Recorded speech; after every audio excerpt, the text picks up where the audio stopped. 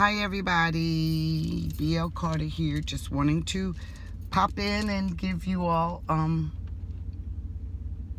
public service announcement, I guess you can call it that. Hoping that you're doing well and working on your puzzle one piece at a time. This announcement is going to be about animals. For those of you who drive and who are up north, gosh, tongue-tied this morning.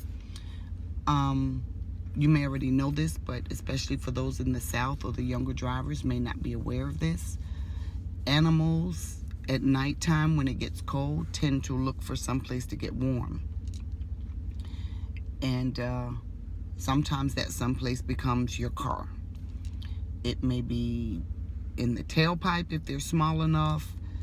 Wherever there's a hole, they're going to get in it. And sometimes they don't have to get in a hole. They'll just crawl up under the hood of your vehicle and find them whatever feels the warmest, and they're going to snuggle up. And this could be a cat, it could be a dog, it could be a snake, it could be a squirrel, it could be, anything.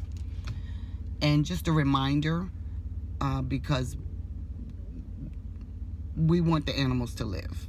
Obviously, we don't want to just run around killing animals, and I know you wouldn't be doing it intentionally, but you just want to make sure that when you come out to your vehicle and it's been cold the night before, just, you might want to just tap your hood a little bit or tap the side of the car, something that'll make some noise and startle the animal, jolt it awake, so that they can run.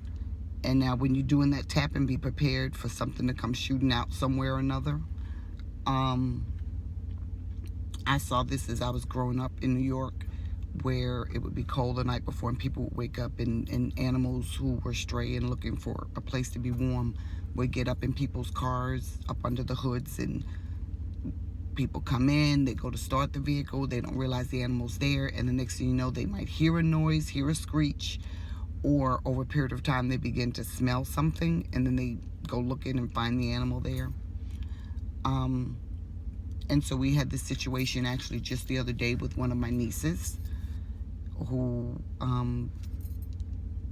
was not aware, and a kitten had, I guess, gotten away from the litter and wandered off and wound up underneath the hood of her car. And before it was over with, Daddy had to, I think, take the radiator out almost, and some other whatever stuff to kind of get to it, to try to remove it in as whole a piece or as large pieces as possible.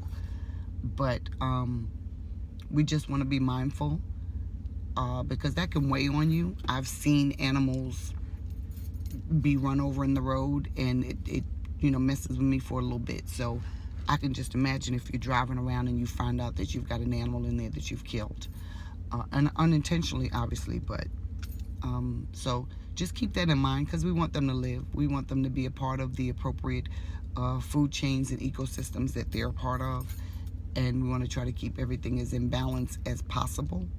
And so just an announcement, public service announcement, to remember to kind of tap on your hood, tap on the vehicle. Oftentimes I tend to kind of walk around my vehicle, or at least get as much visual of my vehicle as possible as I'm approaching it, just because I'm looking for anything that might be out of the ordinary. So just share that with you guys. Young drivers, remember to disengage any animals that might be asleep up under your car somewhere, so that you don't run them over. Thanks, and have a great day.